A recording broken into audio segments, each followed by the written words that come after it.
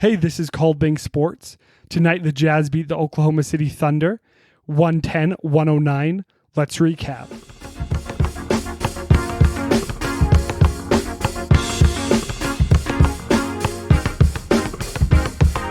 So this is the first Jazz win in Oklahoma City in the past 10 seasons, and it's also 293 days after their last game was canceled due to COVID restrictions. And I guess that's not true. They did play in the bubble, but I mean, that cancellation is just one of the biggest moments in NBA history. So to come back, I feel like was just a big step for the NBA, showing that it looks like they'll be able to play and to be able to have a very effective season despite COVID-19. NFL has had a lot of cancellations. Major League Baseball had a lot of cancellations. I mean, college football, just some really big cancellations. And so far, the NBA has had one cancellation. So looking forward, hope this is going to go great. As for the Jazz, I saw someone tweet afterwards that the Jazz pulled off a win that they probably didn't deserve. And I have to agree with that. Looking at the stat sheet, just Oklahoma City completely outplayed the Utah Jazz, basically on every aspect. Hit more threes, more points off of turnovers, just more free throws, And the Jazz were able to hit 43 field goals to compare to OKC's 40. And that, along with the Jazz just having enough free throws, pushed them just over to win that game. Big defense by Rudy Gobert at the end. I mean, definitely showed why he's the defensive player of the year. He guarded 3 separate defenders. Just super great game from Rudy. And he's honestly had a great first 3 games. Offensively, he's missed a couple things. There's been some mistakes. But overall, it really hasn't been him that's costing the Jazz the games. I am floored that Shai Gilgeous-Alexander was not sent to the line, just with that slight push in the back. Was really expecting that game to be decided at the line and either, send it to overtime, more likely than not win it, or the Jazz pull it out since he misses both of them. But super happy to see the Jazz win. One key note that I have written down, and just from what I've seen these past 3 games, the Jazz have struggled getting through the first half of the first quarter. Portland, up big on the Jazz. The Jazz were neck and neck with Minnesota for the first 6 minutes or so, and then Minnesota just blew by them, and Jazz never really got back in it. Tonight, same thing. Oklahoma City got out to a 12-point lead.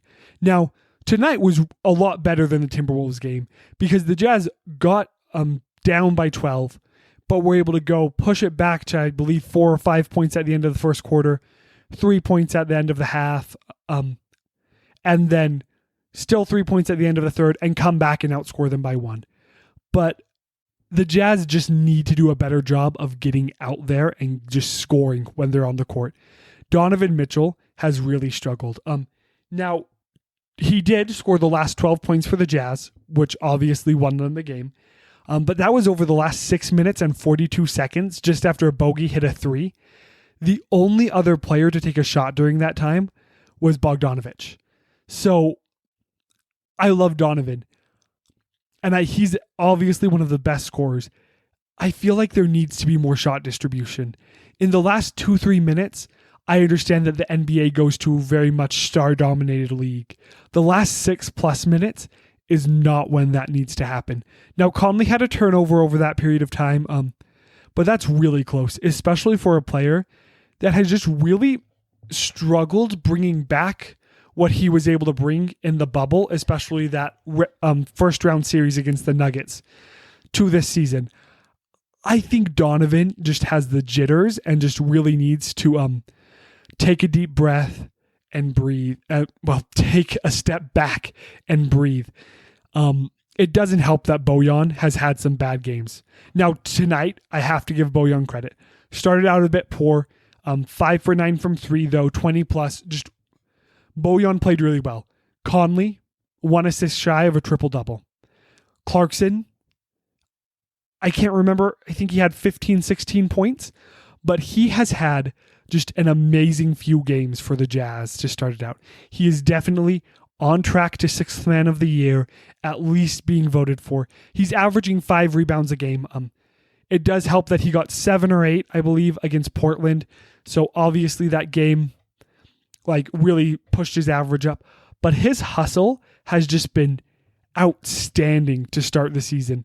Tonight he had 2 offensive boards, 2 defensive boards, and he's not known for being a defender.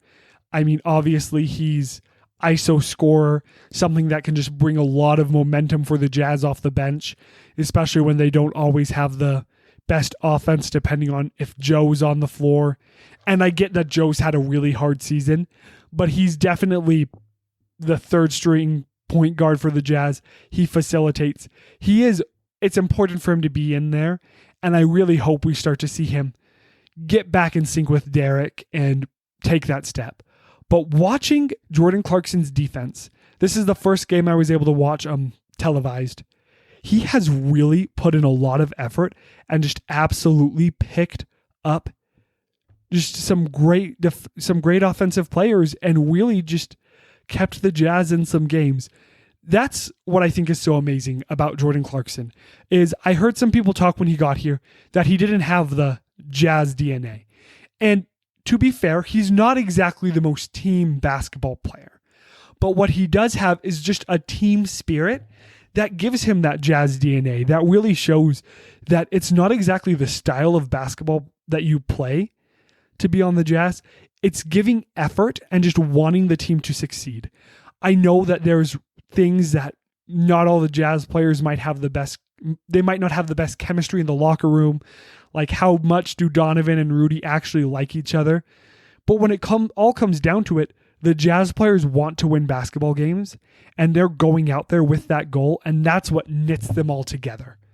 Now, the most concerning thing I saw all game, I felt, was at the very end when George Hill was able to snag an offensive board, which happens, but then that no Jazz player went out to get out on Dort. Now, there's something to be said that maybe that was the game plan, to let Dort take shots. Now, I'm going to pull up his stats really quick. He had an outstanding game, and there was a fair argument to be made that was just such an anomaly that because of that, the Jazz were going to struggle, because you're typically not going to see that happen. But obviously you want to see Donovan, even though he scored 20 plus tonight, just be a lot more consistent and be able to help the Jazz just, smother the competition in the first quarter rather than trying to come back in the fourth. So Dort was 9 for 11, 5 for 7 on 3, and 3 for 4 at the free throw line. So that obviously is just something that is just a guy getting hot, and that happens. Now, you don't want that to happen against OKC, and you don't want that to cost you the game. But I mean, the Jazz were able to pull it out. So, I mean, the last thing on my notes is really just looking at this new style of offense that the Jazz are trying to play.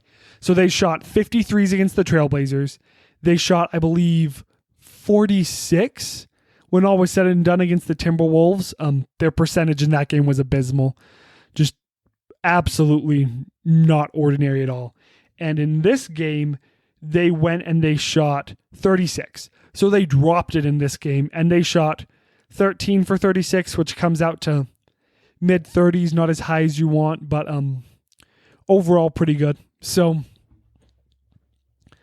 the Jazz are really struggling with trying to pick up their pace. They did an amazing job in preseason, but that just really hasn't translated other than Portland. And Portland was just all the dominoes falling right for the Jazz. So what's really hurt them is they've had a substantial increase in turnovers in the last couple of games. So against the Timberwolves, 13 by the starters, 18 in total, and no player had more than 4. And against Oklahoma City, 9 by the starters, 17 in total, and no player had more than 3. So it's not, Conley or Donovan or Joe or Rudy going out there and turning over the ball like 6-7 times and just having a really bad night. it's consistently just each player turning the ball over with lazy passes.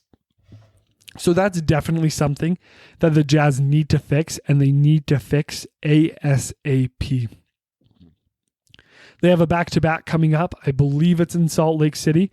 They're going to play the Suns on Thursday, and they're going to play the Clippers on Friday.